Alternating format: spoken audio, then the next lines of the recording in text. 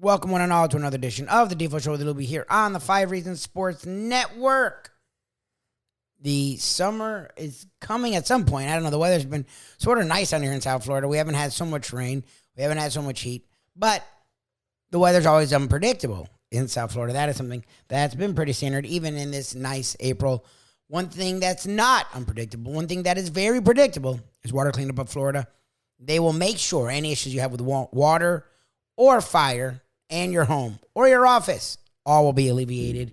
And swiftly at that, 954-579-0356 is that number to call for water cleanup of Florida. Also with certified, insured contractors, they'll make it look brand new. 954-579-0356 for water cleanup of Florida. Michael, George, Robert, their entire team does a fantastic job. Well over 6 years of combined experience. And they will make the process easy for you. You want to know how I know? I used them. My wife and I used them on our townhouse, and they were fantastic. The communication process was like something I've never experienced when it comes to service industry. The fact that they got the job done swiftly, the fact that they then, after it all was said and done, we ourselves struggled to find out where the problem was before because it looks so good. 954-579-0356, Water Cleanup of Florida. Check them out on their website. Well, at WCUFL.com, WCUFL.com. Also on the socials, at Water Cleanup FL. If you have schmutz, believe me, they have the guts. Miami Heat, very gutsy in the playoffs so far. A disaster game 1, played fantastic in game 2. Disaster game 3, we talked some about that. And also the Miami Dolphins. Never disappoint in their ability to disappoint. When it comes to the draft, I was not happy. Most people around the NFL were sort of confused by their draft. We talked with Miami Dolphins columnist from the Sun-Sentinel, Chris Perkins, today about what he thought about the Dolphins draft as well here, the Defo Show with Lubie on the 5 Reasons Sports Network. Basketball and hockey, or are these games fairly easy to predict? What is your thought there, Mike Lubie? It's basketball so far playing out true to form somewhat? The series sort of are. The games over the weekend confused me a little bit. I had the Clippers and Mavs backwards. Like, I thought the Clippers would probably win that game that Kawhi came back. They did not. Then I could see them struggling, and Harden played vintage Harden. I mean, he was almost unstoppable on the offensive side.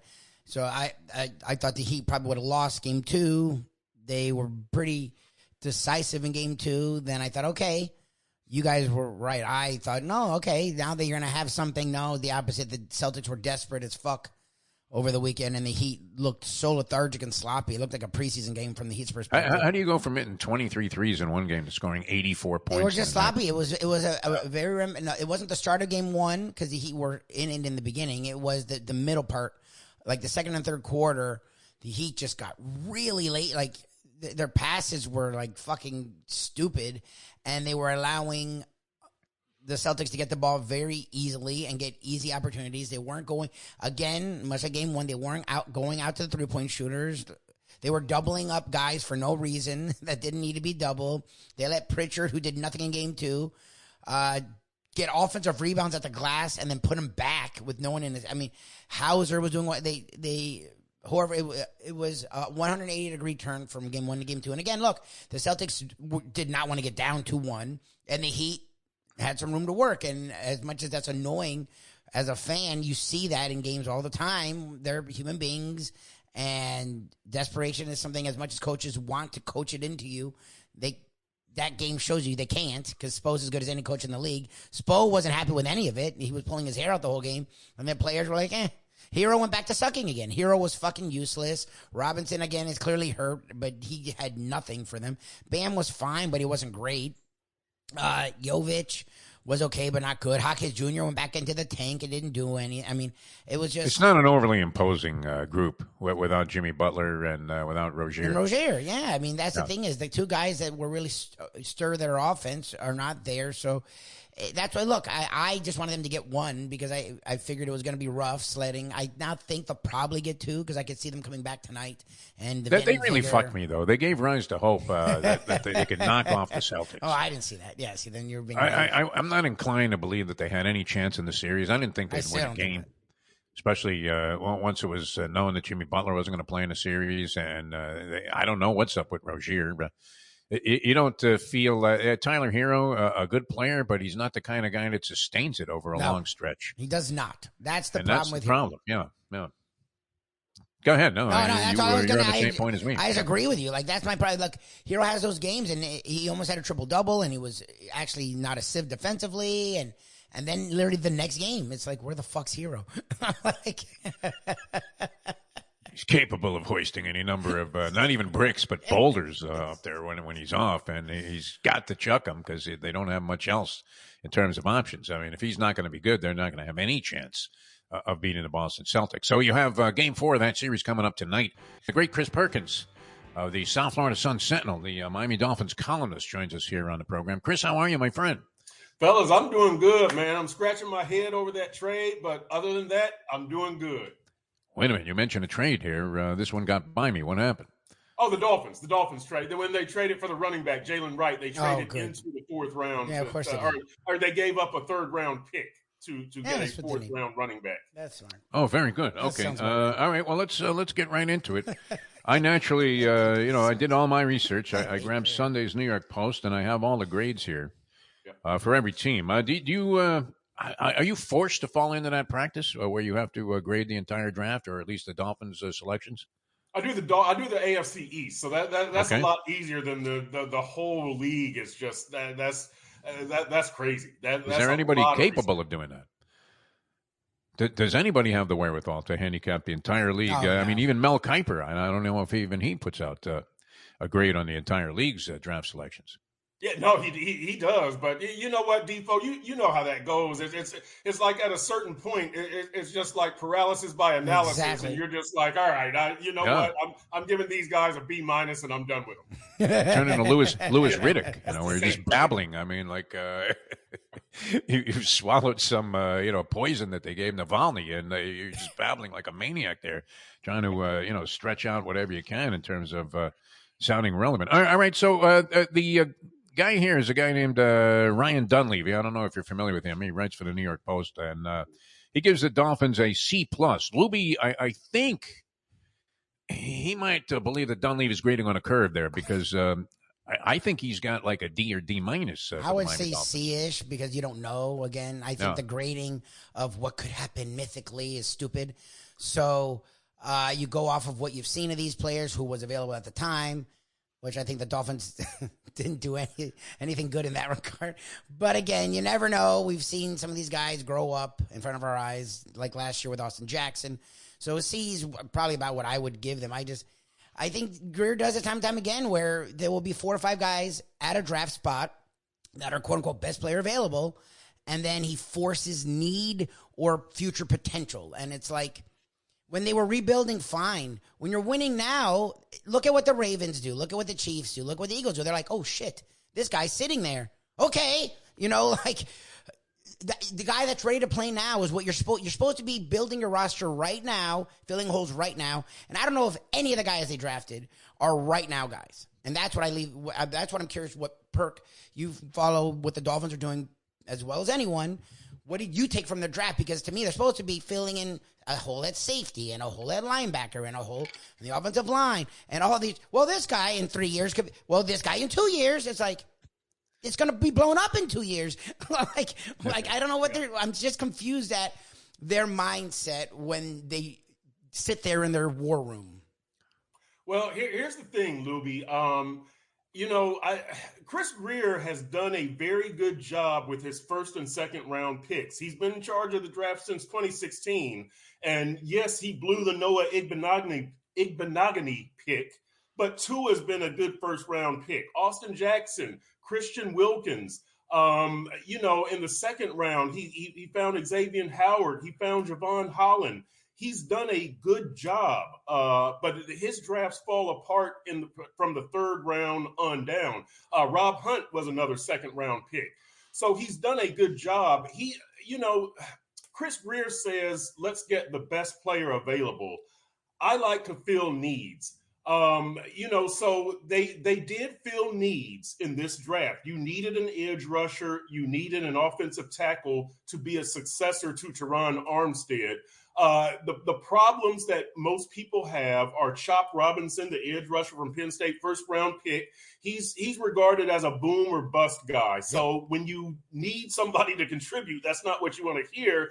And then Patrick Paul, the offensive tackle from Houston, the second-round pick, I like the pick, but I thought that Patrick Paul could play some guard while Teron Armstead finished off. You remember that's what they did with Laramie Tunsil. I think it was Brandon Albert who was at left tackle, and they played Tunsil at guard. And then when Albert departed the next year, they switched him out to tackle. The Dolphins say they're not going to play Patrick Paul at guard. So my thing is this with Patrick Paul, how is he going to develop? Next year, it's almost going to be like a rookie left tackle. Now, the thing is, we know Teron is going to miss 4 or 5 games, right? So maybe that's how Patrick Paul gets his snaps, but you're still almost going to be playing a rookie tackle out there. So the immediate contributions from Chop, he's boom or bust, and then Patrick Paul, not too immediate. That's my problem with the top of the draft, but I could give Chris Grier a break. Again, his first and second round picks have been pretty good over the recent years. This running back they took, obviously they saw a dearth of speedy, small running backs they don't have speed on the roster team right now. They only have about 8 of them. So what was the story there, Chris Perkins? What are they? Okay, here's the thing. So last year, you spent a 3rd-round pick on a small, speedy running back. Yes. This year, you spend a 4th and a 3rd on a small, speedy running back. What do they say about insanity? It's doing the same thing and expecting a different result. But when you already have Mostert and Wilson on the roster. Mostert again. But you spent a 3rd and a 4th on a running back who's going to be, at best, number 3 in your rotation, right? Behind Mostert and behind Devon Achane. And he's going to be, number 5 in touches behind Jalen Waddle and Tyreek Hill, Raheem Mostert, and Devon Achane. You spent 2 draft picks, a 3rd and a 4th. That's like a starter and a reserve. Well, they need size. They don't have a big back. If you're going with running back, they have a need at big back. Thank you. Did they have anyone on the roster? I know what Chris Brooks, the rookie, but I agree, Lubie. Like, why are you going back to this same formula and then late in the draft, which it doesn't really matter what it was a 5th and 6th round. They take the 2 small receivers, the Washingtons, and it's like, dude, how much small fast are you going to get, knowing that it breaks down at the end of the season? Like knowing that it breaks down in December and January, why are you doubling down on this formula? Well, and look, that's what I don't get about this draft. And I know I'm biased. I'm an FSU fan. But Johnny Wilson, a lot of people thought was going to go 2nd or 3rd round. He's sitting there in the 6th round. And you're drafting receiver. Fuck it, right? Yeah. One thing he can do is catch balls with his hands in the red zone. One thing he can do on 3rd down, he did it time and time again, is catch balls in traffic. That's their biggest need on offense. And you draft a receiver. Good for you, Dolphins. He landed in your spot finally. No, and I watch ACC football. I've never heard of this receiver. A 5'10 Virginia. If you're taking short speed, you go Virginia. When is anyone like, oh, that Virginia receiver, he's shocking. Like, who picks him? The Eagles, the next pick, and they promoted the crap out of it. They were shitting themselves that they got Johnny Wilson in the 6th round. You're going to see Johnny Wilson go for fucking 50 catches this year and 6 touchdowns in an Eagles uniform. Look, it's the same thing they did with Paul. They draft Paul Rosengarten, a Washington offensive lineman who a lot of people loved and had 1st round fucking ideas. Yeah. The Ravens, who drafts him? The Ravens. They're going to move him to guard. Like you're saying they should have done with Paul, and he's going to make 6 Pro Bowls. Look, Grier hasn't busted on every pick, but it's so often there's a home run right in front of you, man. Just take the home run. I'm sorry, there's a double in front of you. Take the fucking double. No, he's like Defo at the track. He wants either the home run or the goddamn strikeout, and it's like, come on, man. You don't. Sometimes you can just take what's there. You did it with Tua. You didn't overthink it. Thank God. Right. You were going to get Herbert or Tua. You were going to get a home run there. Good for you. He didn't do it with Waddle. Again, where they drafted 5 guys ended up being all pros. So I don't even think Grier could have fucked that up. But still, he took Waddle. Okay, no one's mad at the Waddle pick. Waddle's turned out to be a really good receiver. But it's like, come on, man. Like, sometimes just take what's there. Just please take what's there. Like, Johnny Wilson, a lot of people thought was second, and he did good in all the combine crap. He's there in the 6th round. Why are you going 5'10" receiver?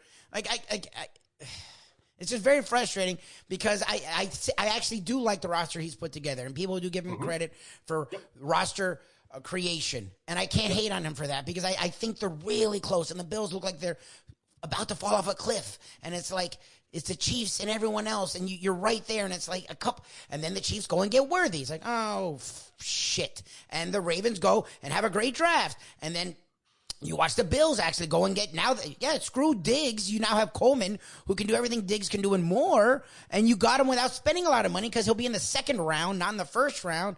And it's like the same teams every year make the Steelers go and get the goddamn, go and get the offensive linemen. They're the ones that take foul. They're the ones that take Fautanu, the one that was what it's like.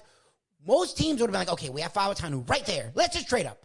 You want to give up a 3rd round pick? Do it for him. Give up a 3rd round pick for Fautanu, the All-American offensive tackle that's sitting there, not in the 4th round for a running back that you already have 3 times over. Yeah, it's, you know what, the thing with the Dolphins is that, you know, you think that there were some better instant impact guys there. Yes. And they didn't take the instant impact guys. They took the boom or bust in Chop Robinson in the 1st round, and then the guy who needs time to develop in the 2nd round, and you're not going to give him that time by playing him at guard. So but again, you know, Chris Grier, I'm going to give him the benefit of the doubt. His 1st and 2nd round picks turn out well. If it was just 1st and 2nd round, like after that, you know, that I would give them a B-.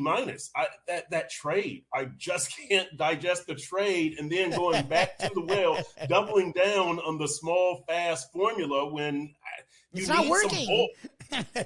It does make little sense. Fueled by self-sabotage, you would have to say. Yes. How many times have you written that you're going to put a little faith in Chris Grier, only to find it destroyed? Right. What year is this for Grier? I did in a couple of marriages. I put a little faith in that. All right, I'm looking at the rest of the AFC East. Lubie, Buffalo was criticized resoundingly for trading out of a spot that with the Chiefs for this wide receiver that everybody thinks is going to put Patrick Mahomes right back on track, as if he never lost Tyreek Hill. Was that a crucial error? Because the Bills also seemed like they were largely fueled by self-sabotage or, unfortunately, impeded by the idea that they had to get rid of people, whether they wanted to or not. Yeah, they know. And it looks, I don't know. I mean, are they a team that you can anticipate being in decline this year, Chris Perkins? Yeah, they are, because of the Stephon Diggs situation. They had to trade him away. He was so unhappy. They send him to Houston, an AFC rival, and then they make the trade with Kansas City, another AFC rival, and Kansas City takes Xavier Worthy. And here's the thing with Buffalo. They traded down in the 1st round, and then they traded out of the 1st round. So they made 2 first-round trades, but they didn't get that much in return. I think the real net out of all of that was a 3rd-round pick. Mm-hmm. So, you could have taken Xavier Worthy, who is a better prospect than Keon Coleman. But Xavier Worthy, the speedster from Texas, Keon Coleman from Florida State. But we'll see. We'll see. But Buffalo, what they did was they took bulk. I think they had 2 second-round picks and a 3rd and a 4th instead of like a 1st and a 3rd or something like that. And that's okay because, that 2nd and 3rd, you get the majority of your starters from that group. So they widened the pool to get starters, which, by the way, now that I bring that up, the Dolphins could have done that, right, at 21, because you're not in love with Chop Robinson. So you could have traded back. In one mock draft, I had them trading back with San Francisco at number 31, and I had them taking Jordan Morgan, the offensive tackle from Arizona, but in the process, they pick up a 2nd-round pick. Okay. So, right, if you're not in love with the guy at 21 and it's kind of all the same, why not trade back and just pick up a 2nd-round pick and widen your potential pool of starters?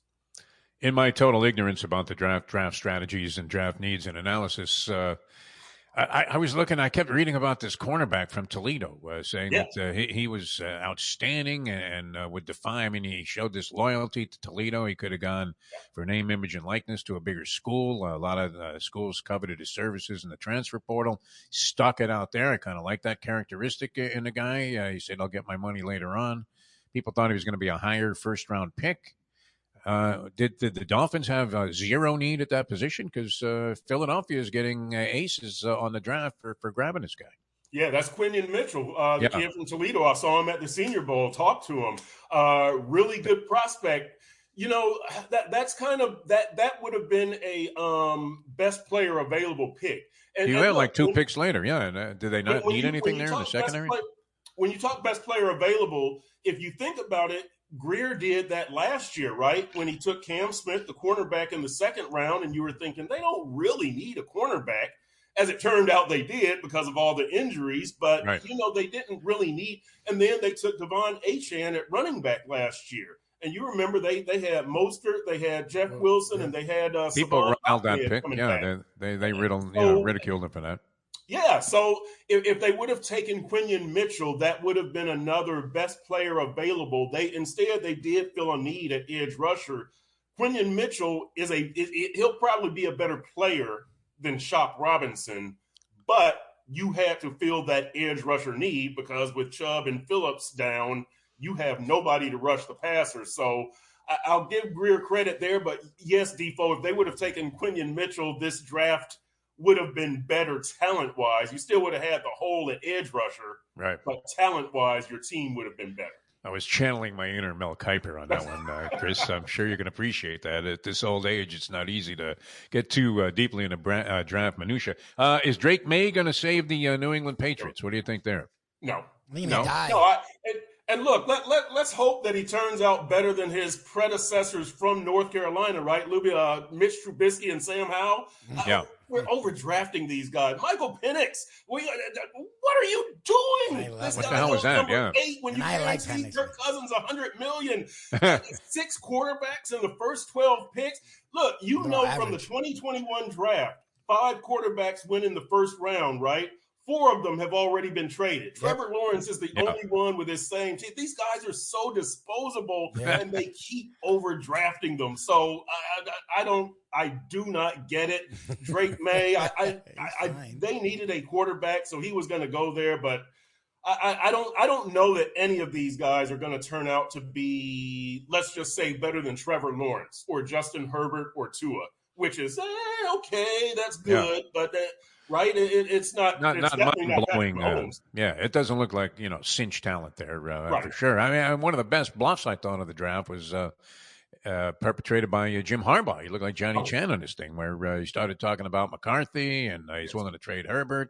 Supposedly, Chris, I don't know. Did they actually get some inquiries about Justin Herbert with the Chargers? And then this was all in an effort to go ahead and take J.J. McCarthy, who they didn't take. They took the lineman out of Notre Dame, who was supposed to be a big standout there, Alt. And so he falls to number 10, and Minnesota was happy to grab him there, so it seems. He was the next quarterback taken after Drake May, and I don't know if he's any savior for the franchise. And of course, you always have the Jets. So we were saying they got Mr. Irrelevant.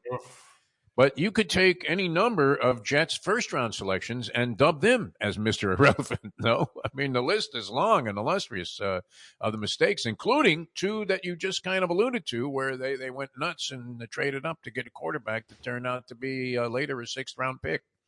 Yeah. Hey, by the way, Defo, you'll really appreciate this. You remember the old school baseball, the card shows where the athlete would show up and sign his name and walk out of there with $2 million? Sure. For those purposes, don't you hope that Joe Alt is a Hall of Famer? Because how many signatures could you sign so fast? Joe Alt, right?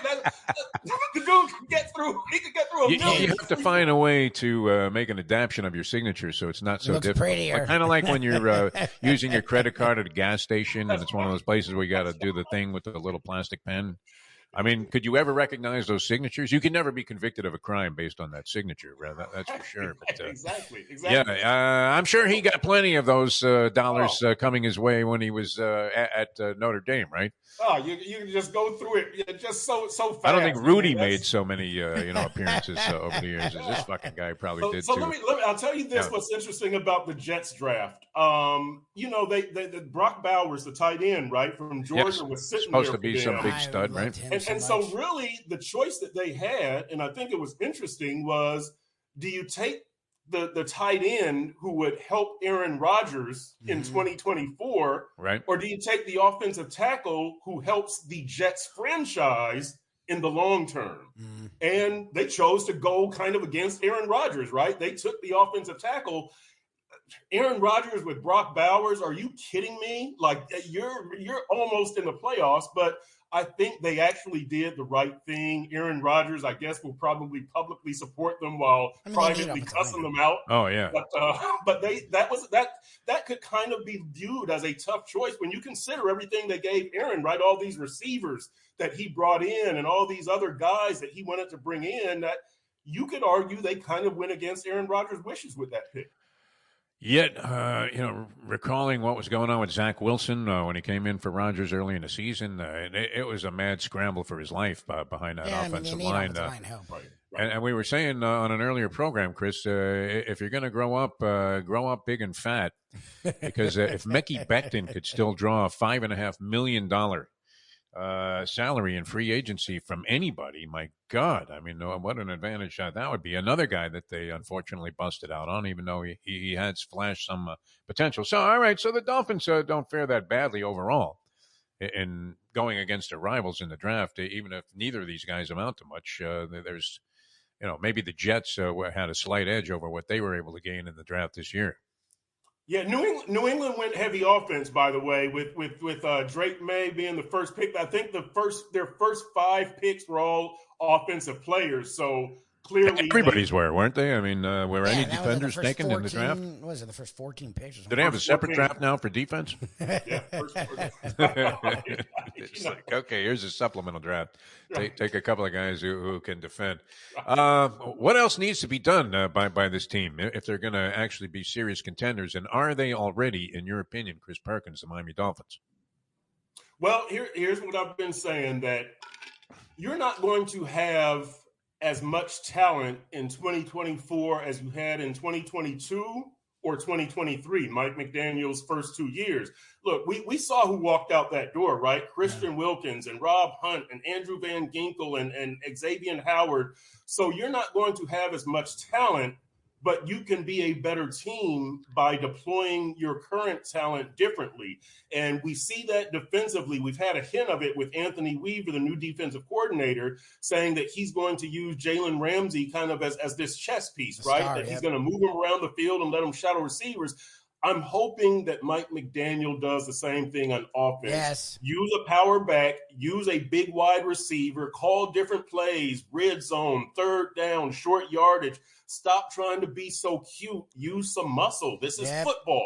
Yeah. So that's what I'm hoping, is that they deploy their talent differently and you can get a better result, because, again, you're not going to have more talent, but if you use your current talent differently, you can get a better outcome. Yes. All right, one final thing, a quick response here. I know you have things to do here. Chris Perkins, we thank you for being with us.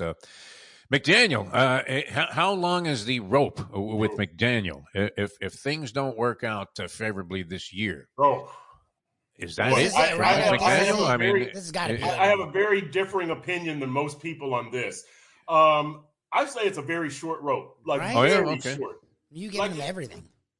Well, if you can't win a playoff game this year, in the third year of Grier, McDaniel, and Tua, going all in, changes need to be made. And here, this is part of my Tua strategy. I've written this. I've said this.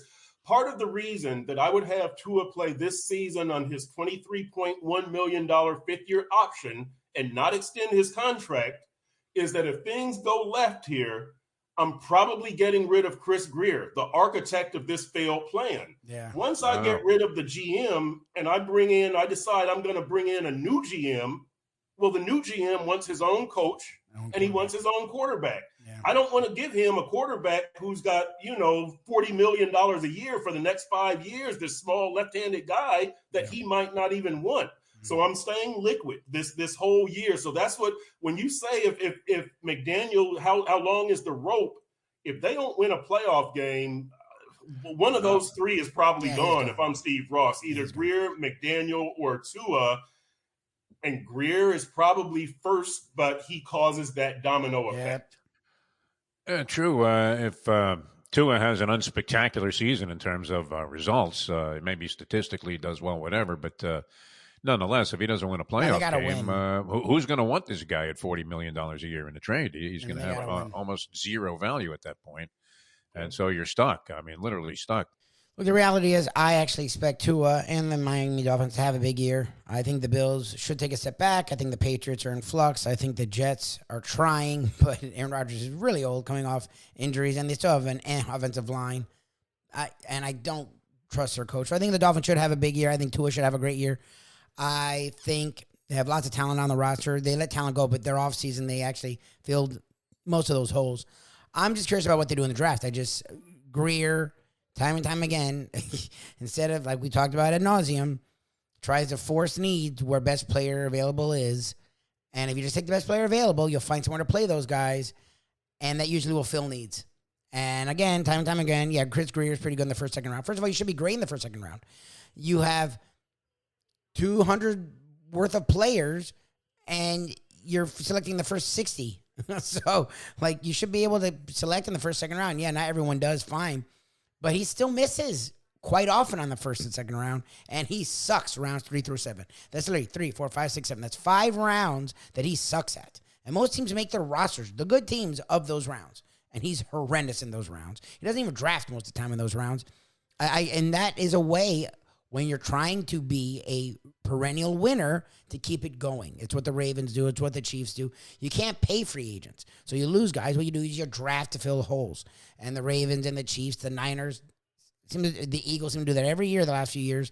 And they continue to do it. And the Dolphins continue to fall flat on their face. It's because of Chris Grier. And I don't know when he'll get the blame.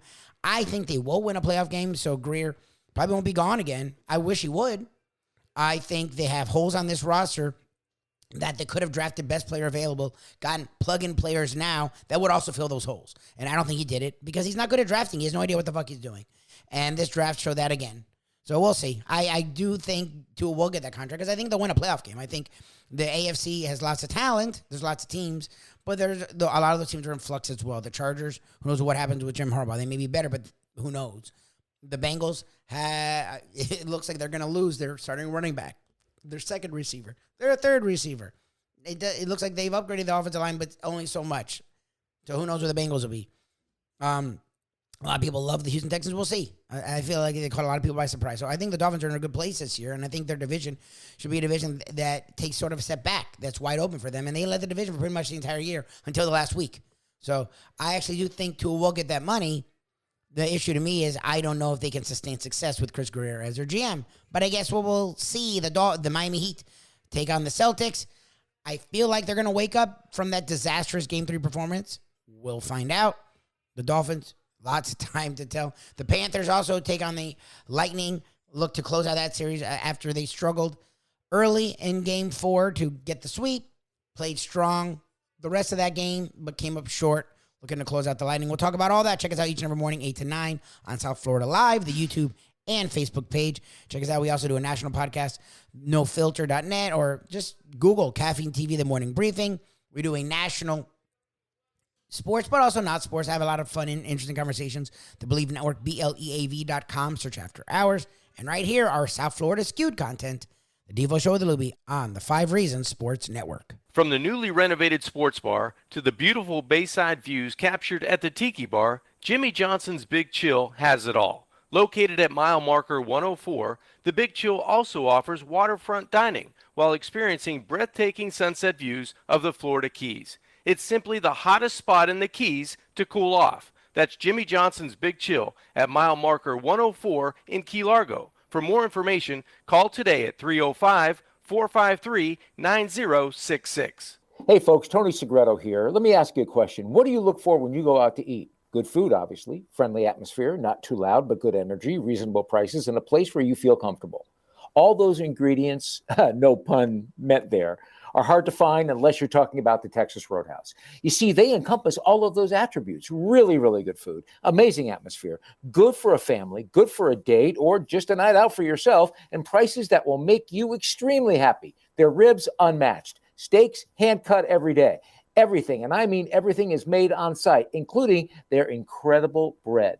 It's the one day, folks, that you can forget about low-carb diets. Trust me when I tell you, Texas Roadhouse, your restaurant, your destination when you say, where should we go and eat tonight? These days, we're all looking for comfort anywhere we can find it. Thank goodness for Landlubbers Raw Bar and Grill in Plantation, because they are making sure you are as comfortable as possible. First of all, they're not only open for delivery and pickup. All you have to do is go to landlubbersbarandgrill.com for both pickup and free delivery. You're going to have the best wings in the world. You're going to have a great burger. You're going to have their amazing soups. Again, Landlubbers, Raw Bar, and Grill. It's nice and easy. Just go to landlubbersbarandgrill.com for both your pickup and free delivery. Thank goodness for Landlubbers for making you always feel right at home.